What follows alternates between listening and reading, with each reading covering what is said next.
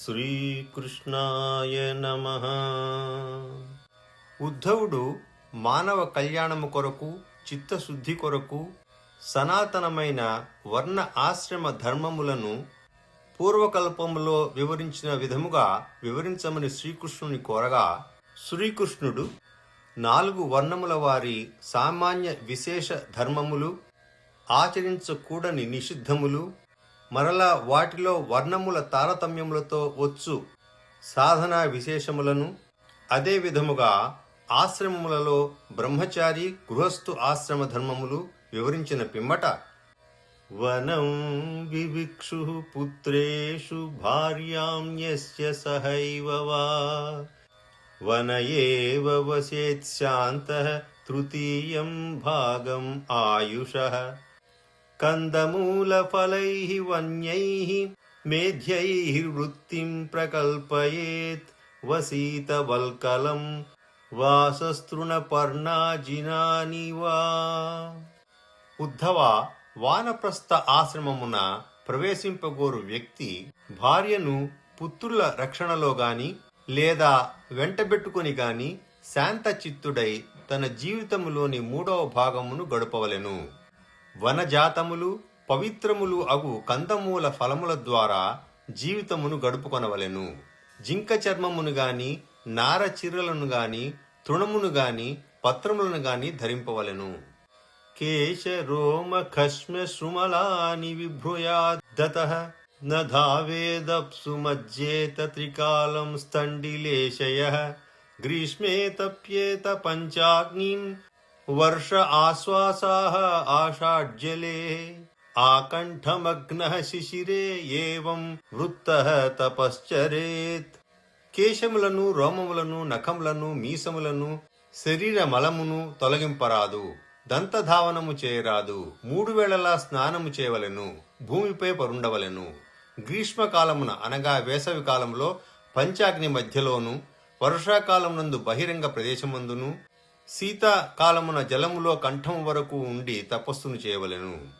అగ్నిపక్వం సమాస్నీయాత్ కాలపక్వమధాపి వా ఊలూఖలాస్మ కుట్టో వా దంతో లూఖల ఏవ వా స్వయం సంచినుయాత్ సర్వమాత్మనో వృత్తికారణాం దేశకాల బలాభిజ్ఞో నాదతీతాని యదా హృతం వనైశ్చరు పురోడాశైః నిర్వపేత్కాలచోదితాన్ నతు శ్రౌతేన పశూనాం వాం యజేత వనాశ్రమీ అగ్నిహోత్రం చ దర్శశ్చ పౌర్ణమాసశ్చ పూర్వవత్ చాతుర్మాస్యాని చ మునేః ఆమ్నాతాని చ నైగమైః ఏవం చీర్ణేన తపసా మునిఢ్ఢమని సంతతః మాం తపోమయమారాధ్య ఋషిలోకాదుపైతి మాం. అగ్ని పక్వములకు కందమూలాదులను లేదా కాలపక్వములకు ఫలాదులను భక్షింపవలెను. ధాన్యమును రోలులో గాని రాతి మీద గాని దంచవలెను. లేదా దంతములచే నులూఖల కార్యమును గాని చేయవలెను.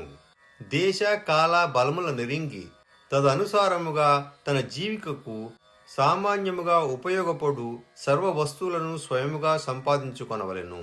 ఒకానొక సమయమున కూడబెట్టుకున్న వస్తువులను ఇతర సమయములలో స్వీకరింపరాదు. వానప్రస్థ ధర్మమును అనుసరించువారు వనములో పండునటువంటి నీవారాది సంయములచే సిద్ధమైన చెరు పురోడాశాదులచే ఆగ్రయణాది కాలోక్తములకు ధర్మములను ఆచరింపవలను. కాని శృతి విహితమగు పశు మాంసముచే నన్ను ఆరాధింపరాదు. వానప్రస్థుడు గృహస్థుని వలె అగ్నిహోత్రమును, దర్శ పౌర్ణమాసములను, చాతుర్మాస్యాదులను ఆచరింపవలను అని వేద విధులు నిర్ణయించిరి. ఇట్లు జీవితాంతం వరకు తపస్సు చేయుట ద్వారా ముని శుష్కదేహుడగును. వాని శరీరంలోని మాంసమంతయు ఎండిపోవును. వానిలోని ఒక్కొక్క నరము బయటకు కనపడసాగును. తపోమయుడనగు నన్ను ఇట్లు ఆరాధించి అతడు ఋషిలోకమునకు వెడలును. అనంతరము నన్ను పొంది ముక్తుడగును. యహతు ఏతత్ కృచ్ఛత్చీర్ణం తపో నిశ్రేయసం మహత్ కామాయ అల్పీయసే యుంజ్యాద్బాలిశః కః అపరస్తతః యదా అసౌ నియమే అకల్పో జరయా జాతవేపధుః ఆత్మని అగ్నిం సమారోప్య మచ్చిత్తో అగ్నిం సమావిశేత్. మోక్ష ఫలజనకము మహాకష్ట సంచితము అగు ఇట్టి ఉత్తమ తపస్సు స్వర్గాది తుచ్చ ఫలములను పొందుటకు వినియోగించినచో అంతకన్నా మూర్ఘత్వము ఇంకేమీ ఉండగలదు. అందువలన తపో అనుష్ఠానమును నిష్కామ భావముతోనే చేయవలెను. వానప్రస్థుడు తన ఆశ్రమమునకు తగిన నియమములను పాలింపజాలనప్పుడు, ముసలితనము వలన తన శరీరము కంపించుచున్నప్పుడు యజ్ఞ అగ్నులను భావన ద్వారా తన అంతఃకరణమునందు ఆరోపించుకొని తన మనస్సును నాయందు ఉంచి అగ్నిలో ప్రవేశింపవలెను. తరువాత సన్యాస ఆశ్రమం గురించి శ్రీకృష్ణుడు బోధిస్తూ, యదా కర్మ విపాకేషు లోకేషు నిరయాత్మసు విరాగో జాయతే సమ్యక్ న్యస్తాగ్ని ప్రవ్రజేత్తతః ఇష్ట్వా యథోపదేశం మాం దత్వా సర్వస్వమృత్విజే అగ్నిం స్వప్రాణ ఆవేశ్య నిరపేక్షః పరివ్రజేత్. కర్మ పరిపాక లబ్ధములు దుఃఖాత్మకములు అగు లోకములు అన్నింటియందు సంపూర్ణ వైరాగ్యము కలిగినచో యథావిధిగా యజ్ఞ అగ్నులను పరిత్యజించి సన్యాసమును స్వీకరింపవలెను. యథావిధిగా యజ్ఞముల ద్వారా నన్ను ఆరాధించి ఋక్విత్తులకు సర్వస్వమును దానము చేసి ఆత్మయందు అగ్నులను ఆరోపింపచేసుకొని నిరపేక్ష చిత్తముతో సన్యాసమును స్వీకరింపవలెను. విప్రస్య వై సన్యసతో దేవాదారాది రూపిణః విఘ్నం కుర్వంతి అయం హి యస్మానాక్రమ్య సమయార్పరం బిభ్రూయాచ్చేత్ మునిర్వ్యాసః కౌపీనాచ్ఛాదనం పరం త్యక్తం న దండపాత్రాభ్యాం అన్యత్ కించిదనాపది దృష్టిపూతం న్యసేత్పాతం వస్త్రపూతం పివేజ్వలం సత్యపూతాం వదేద్వాచం మనఃపూతం సమాచరేత్. ఈ సన్యాస ఆశ్రమమునందు దేవతలు పరీక్షించుటకై, అనగా ఈ సన్యాస ధర్మమును అవలంబింపబోవు మానవుడు మమ్ము తిరస్కరించి పరబ్రహ్మమును పొందదలుచుతున్నాడు అని భావించి ఆ దేవతలు భార్య ఆదుల వేషములను ధరించి సన్యాసమును స్వీకరించుటకు ఇష్టపడు బ్రాహ్మణులకు విఘ్నములను కలిగింతురు. సన్యాసి కౌపీనమును ధరింపవలెను. వస్త్రమును ధరింపదలచిన ఆ కౌపీనము అగుపడకుండా దానిపై ఒక చిన్న వస్త్రఖండమును చుట్టుకొనవలెను. ఆశ్రమమునకు తగిన దండ కమండలములను అవి కాక మరి ఏ ఇతర వస్తువులను ధరింపరాదు. ఈ నియమము ఆపత్కాలమునకు వర్తింపదు. సన్యాసి జాగ్రత్తగా చూచి పవిత్ర ప్రదేశమున అడుగు పెట్టవలెను. వస్త్రముతో వడగట్టి నీటిని త్రాగవలెను. సత్యముచే పవిత్రమైన వాక్కును పలకవలెను. మనఃపూతమగు కార్యమును ఆచరింపవలెను. మౌనాని ఇహ అనిలాయామా దండావాగ్దేహ చేతసాం నహి ఏతే యస్య సత్సంగ వేణుభిః న భవేత్ యతిః భిక్షాం చతుర్షు వర్ణేషు విగర్హ్యాన్ వర్జయంశ్చరేత్ సప్తాగారాన సంక్లిప్తాం స్తుష్యేత్ లబ్ధేన తావతా బహిర్జలాశం గత్వా తత్రోపస్పృశ్య వాగ్యతః విభజ్య పావితం శేషం భుంజీతా శేషమాహృతం ఏకశ్చరేత్ మహీం ఏతాం నిస్సంగః సంయతేంద్రియః ఆత్మక్రీడ ఆత్మరతః ఆత్మవాన్ సమదర్శనః వివిక్తక్షేమ శరణౌ మద్భావ విమలాశయః ఆత్మానం చింతయేత్ ఏకం అభేదేన మయా మునిః. ఉద్ధవ, వాక్కుకు మౌనము, శరీరమునకు కామ్యకర్మ త్యాగము, మనస్సునకు ప్రాణాయామము దండములు. ఈ 3 విధములగు దండములు లేనివాడు వేణుదండమును ధరించినంత మాత్రమున సన్యాసి కాజాలడు. 4 వర్ణముల వారిలో అభిషప్తులు, పతితులు మున్నగు వారిని వదిలి నిర్దిష్టములు గాని 7 ఇండ్లకు వెడలి భిక్షను తీసుకొనవలెను. లభించిన దానితోనే సంతుష్టి చెందవలెను. అనంతరము గ్రామమునకు చివర గల చెరువునకు వెడలి మౌని అయి స్నానమును ఆచమ ఆదులను గావించి భిక్షాన్నమును ప్రోక్షణాదులచే పవిత్రము చేయవలెను. శాస్త్రోక్త పద్ధతిని అనుసరించి విష్ణువు బ్రహ్మ సూర్యుడు మున్నగు వారికి భాగములను ఏర్పాటు చేసి మిగిలిన దాన్ని భుజింపవలెను. సన్యాసి ఆత్మక్రీడాశీలుడు, ఆత్మరతుడు, ధీరుడు, సంయతేంద్రియుడు, నిస్సంగుడు, ఏకాకియు అయి భూమిపై సంచరింపవలెను. నిర్జనము నిర్భయము అగు ప్రదేశమున నుండి నాయందలి భావనచే విశుద్ధ చిత్తుడయి ముని నాకంటే అభిన్నమైన ఆత్మతత్వమును ఒక్కదానినే ధ్యానింపవలెను.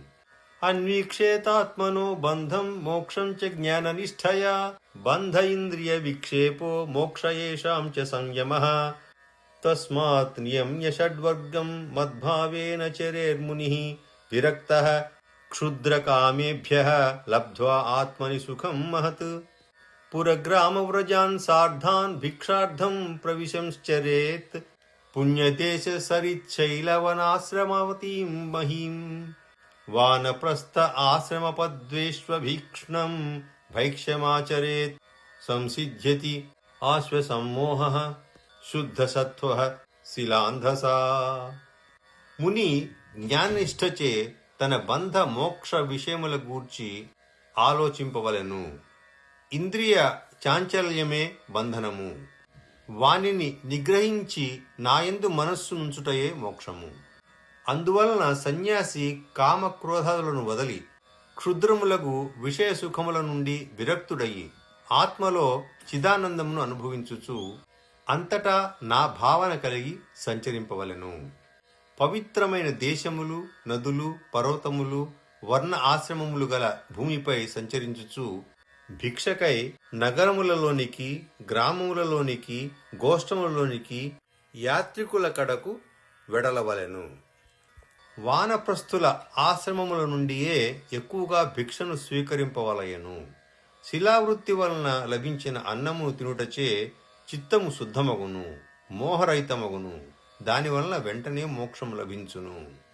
నయేతత్ వస్తుతయా పశ్యేత్ దృశ్యమానం వినశ్యతి అసక్త చిత్తో విరమేదిహాముత్ర చికీర్షితాత్ యదేతత్తదాత్మని జగత్మనో వాక్ప్రాణ సంహతం సర్వం మాయేతి తర్కేణ స్వస్థః త్యక్త్వా న తత్స్మరేత్ జ్ఞాననిష్ఠః విరక్తః వా మద్భక్తో వా అనపేక్షకః సలింగానాశ్రమాన్ త్యక్త్వా చరేత్ అవిధిగోచరః బుధో బాలకవత్ క్రీడేత్ కుశలో జడవత్ చరేత్ వదేహ ఉన్మత్తవద్విద్వాన్ గోచర్యాం నైగమశ్చరేత్. వానప్రస్థుడు ప్రత్యక్షములగు వస్తువులు అన్నియు నశించునవియే కావున వానియందు ఆసక్తుడు కారాదు. అందువలన ఐహిక విషయములయందును పారలౌకిక విషయములయందును అనాసక్తుడయి సకామ కర్మల నుండి విరతుడు కావలెను. మమతకాస్పదమగు ఈ జగత్తు మనో వాక్ ప్రాణ ఆది సహితమయున్న అహంకారాత్మక శరీరము, దానివలన కలిగిన సుఖదుఖాదులు సర్వము స్వప్నతుల్యమే అను భావనతో ఆత్మలో దీనిని మాయా మాత్రమే అని ఎరింగి పరిత్యజించి ఆత్మనిష్ఠుడయి మరల వానిని గూర్చి ఆలోచింపరాదు. బాహ్య విషయములయందు విరక్తుడయి మోక్షమును మాత్రము కోరి జ్ఞాననిష్ఠుడు కావలెను. లేదా మోక్ష విషయమునందు ఇచ్చ లేనివాడయి నాయందు భక్తి కలిగిన వాడయి ఉండవలెను. ఇట్టివాడు ఆ లింగ ఆశ్రమమును కూడా దాటి, అనగా సాంప్రదాయపూరితమైన త్రిదండా చిహ్నములు గాని మిగతా జీవాత్మక మతాత్మక సంబంధమైన చిహ్నములను గాని వానితో కూడిన సన్యాస ధర్మములు అన్నింటినీ విడచి విధి నిషేధములకు అధీనుడు కాక తగిన విధముగా ధర్మమును ఆచరింపవలెను. ఇవి సన్యాస ఆశ్రమములో పరాకాష్ఠకు చెందిన పరమహంసల వంటి వారు చేయవలసినవి. అతడు వివేకి అయి కూడా బాలుని వలె మానవమాన బుద్ధిశూన్యుడై క్రీడించును. నిపుణుడై కూడా జడుని వలె వ్యవహరించును. విద్వాంసుడై కూడా ఉన్మత్తుని వలె సంభాషించును. వేదార్థ నిష్ఠుడయుండియు నియమరహితయైన వృత్తితో మెలగును. వారినే అవధూతలు అని కూడా అందురు. వేదవాదరతః న స్యాత్ న పాషండీ న హైతుకః శుష్కవాద వివాదేన కంచిత్ పక్షం సమాశ్రయేత్. నః ద్విజేత జనార్ధీరో జనం చ ఉద్వేజయేన్ నత్ అతివాదాంస్తితిక్షేత న అవమన్యేత కంచన దేహముద్దిశ్య పశువద్వైరం కుర్యాన్న కేనచిత్. ఏక ఏవ పరో హి ఆత్మా భూతేషు ఆత్మని అవస్థితః యథేందురుదపాత్రేషు భూతాని ఏకాత్మకాని చ. అట్టి పరమహంసయగు వ్యక్తి కర్మకాండ వ్యాఖ్యానాది నిష్ఠుడు కాని పాషండు కాని కేవల తర్కరతుడు కాని కారాదు.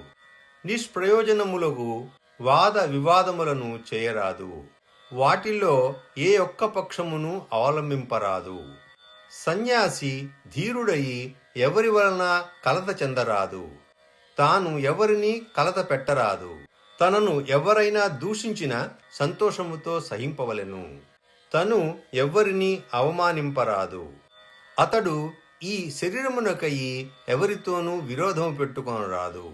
ఇట్టి వైరము పశువులకు సంబంధించినది.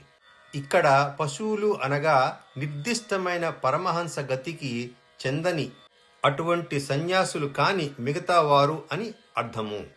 ఒకే చంద్రుడు నీటితో నిండిన విభిన్న పాత్రలలో బహు రూపములుగా ప్రతిబింబితుడు అయినట్లు ఒకే పరమాత్మ విభిన్నములగు దేహములలోను ఆత్మలలోను అంతర్యామి రూపములో బహురూపములుగా ఉన్నాడు.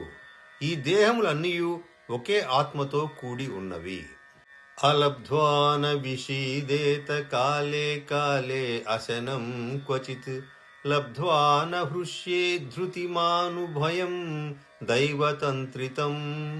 ఆహారార్థం సమీహేత యుక్తం తత్ప్రాణధారణం తత్వం విమృశ్యతే తేన తద్విజ్ఞాయ విముచ్యతే. యదృచ్ఛయో ఉపపన్నా అన్నమద్యాశ్రేష్టముతాపరం తథా వాసస్తథా శయ్యాం ప్రాప్తం భజేన్మునిః. శౌచమాచమనం స్నానం నతు చోదనయాచరేత్ అన్యాంశ్చ నియమాన్ జ్ఞానీ యథా అహం లీలయేశ్వరః. నహి తస్య వికల్పాఖ్యా యాచ మద్వీక్షయా హతా ఆదేహాంతాత్ క్వచిత్ ఖ్యాతిస్తతః సంపద్యతే మయా. ధైర్యశాలియగు సన్యాసి ఒకప్పుడు అన్నము లభించనిచో దుఃఖించుటగాని వరుసగా లభించినచో సంతుష్టిని చెందుటగాని కూడదు. ఆహారం లభించుటగాని లభింపకపోవుటగాని దైవాధీనమే అని తెలుసుకొని మెలగవలెను. ప్రాణరక్షణము అవశ్యము కనుక ఆహారము తప్పక సంపాదించుకొనవలెను. ప్రాణరక్షణ చేత తత్వ విచారము చేయవచ్చును. దానివల్ల ముక్తి కలుగును. అదృష్టముచే లభించిన అనగా తన దృష్టి చేత సంపాదించినది కాకుండా లభించిన ఆహార వస్త్ర శయ్యాదులు మంచివి కావచ్చు, మంచివి కాకపోవచ్చు. వానిని స్వీకరింపవలసినదే. నేను ఈశ్వరుడను అయి ఉండియు విధి నిషేధములకు లోనుగా స్వేచ్ఛగా కర్మలను ఆచరించుచుందును. అట్లే జ్ఞాననిష్ఠుడకు పురుషుడు కూడా విధి నిషేధములకు లోను కాకుండగానే శౌచ ఆచమనాది కర్మలు అన్నింటినీ చేయవలెను. అప్పుడు జ్ఞాననిష్ఠుడకు వానికి భేద ప్రతీతి ఉండదు. వారికి ఇంతకు మునుపు ఉన్న భేద ప్రతీతి నా సాక్షాత్కారముచే నష్టమగును. కావున అప్పుడప్పుడు మరణ పర్యంతరము బాధిత భేదము ప్రతీతమగుచుండును. దేహావసానము నందు నాతో సమానమగు సార్ష్టి అను సంపద లభించును. ఇక్కడ సార్ష్టి, సాలోక్య, సారూప్య, సాయుజ్య అను స్థానములలో క్రమక్రమముగా పురోగతి జరుగును. దుఃఖోదర్కేషు కామేషు జాత నిర్వేద ఆత్మవాన్ అజిజ్ఞాసితమద్ధర్మో గురుం మునిం ఉపావ్రజేత్ తావత్ పరిచరేద్ భక్తః శ్రద్ధావాన్ అనసూయకః యావద్ బ్రహ్మ విజానీయాత్ మామేవ గురుం ఆదృతః యః తు అసంయత షడ్వర్గః ప్రచండేంద్రియ సారథి జ్ఞాన వైరాగ్యరహితః త్రిదండం ఉపజీవతి సురానాత్మానమాత్మస్థం నిహ్నుతే మాంచ ధర్మః అవిపక్వక కషాయోస్మాత్ అముష్మాచ్చ విహీయతే. జితేంద్రియుడగు పురుషుడు ప్రాపంచిక విషయానుభవముల వల్ల కలుగు ఫలము దుఃఖమే అని తెలుసుకొని విరక్తి చెందును కాని నన్ను పొందు సాధనముల గూర్చి ఎరుంగడు. అప్పుడతడు ఆత్మసుఖ అభిలాషి అయి బ్రహ్మనిష్ఠుడగు గురుదేవుని శరణు పొందవలెను. శ్రద్ధాయుక్తుడు అసూయారహితుడు భక్తి గలవాడును అయి బ్రహ్మజ్ఞానము కలుగు వరకు ఆదరముతో నా స్వరూపముగా భావించి గురుదేవుని సేవింపవలెను. జ్ఞాన వైరాగ్యములు లేనివాడు, కామాది షడ్గుర్గములను జయింపనివాడు, ప్రబలమగు ఇంద్రియములకు సారథియగు బుద్ధిచే పరిచాలితుడు, కేవలము పొట్ట కూటి కొరకే సన్యాసమును స్వీకరించినవాడు, అపరిణత విషయ వాసనాగ్రస్తుడు, ధర్మనాశకుడు అగు పురుషుడు దేవతలను తన ఆత్మను ఆత్మస్థితుడనగు నన్ను వంచును. చివరికి తాను కూడా ఉభయలోక భ్రష్టుడగును. భిక్షో ధర్మ శమో అహింసా తప ఈక్షావనౌకసః గృహిణో భూతరక్షేజ్యా ద్విజస్య ఆచార్య సేవనం బ్రహ్మచర్యం తపః శౌచం సంతోషో భూత సౌహృదం గృహస్థస్య అపి ఋతౌ గంతుః సర్వేషాం మదుపాసనం ఇతి మాం యః స్వధర్మేణ భజే నిత్యం అనన్యభాక్ సర్వభూతేషు మద్భావః మద్భక్తిం విందతే దృఢాం. శ్రీకృష్ణ పరమాత్మ ఇంతవరకు బోధించిన ధర్మములన్నింటినీ క్లుప్తపరిచి ఈ శ్లోకములో సన్యాసి ధర్మము శమము అహింస, వానప్రస్థుని ధర్మము తపస్సు ఆత్మ అనాత్మ వివేక జ్ఞానము, గృహస్థుని ధర్మము భూతరక్ష యజ్ఞము, బ్రహ్మచారి ధర్మము గురుసేవ. తర్వాత శ్లోకములో గృహస్థుడు కూడా ఋతుకాలమునందే భార్యను పొందవలెను. బ్రహ్మచర్యము తపస్సు శౌచము సంతోషము సర్వభూతదయ అనున్నవి వాని ప్రధాన ధర్మములు. వీరందరూనూ నన్ను ఉపాసించవలసినదియే.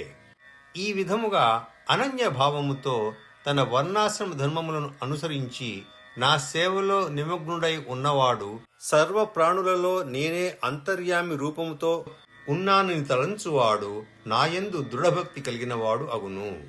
భక్తః ఉద్ధవా అనపాయిన్యా సర్వలోకమహేశ్వరం సర్వ ఉత్పత్తి అపి అయం బ్రహ్మ కారణం మోపయాతి సహ ఇతి స్వధర్మ నిర్నిక్త సక్తో నిర్జ్ఞాతమద్గతిః జ్ఞాన విజ్ఞాన సంపన్నః నచిరాత్ సంపైతి మాం.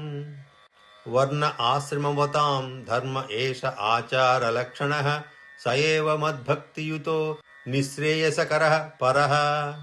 ఏతత్తే అభిహితం సాధో భవాన్ పృచ్ఛతి యచ్చ మాం యథా స్వధర్మ సంయుక్తో భక్తో మాం సంయాత్ పరం. ఉద్ధవ, నిరంతరము వృద్ధి పొందు అఖండమగు భక్తిచే అతడు సృష్టి స్థితి సంహారకారకుడను సర్వలోకేశ్వరుడను జగత్కారణుడను బ్రహ్మస్వరూపుడను అగు నన్ను పొందును. ఈ విధముగా జీవుడు స్వధర్మమును పాలించుచు అంతఃకరణము శుద్ధి చేసుకొని నా ఐశ్వర్యమును తెలుసుకొనును. జ్ఞాన విజ్ఞాన సంపన్నుడయి త్వరలోనే నన్ను పొందగలుగును.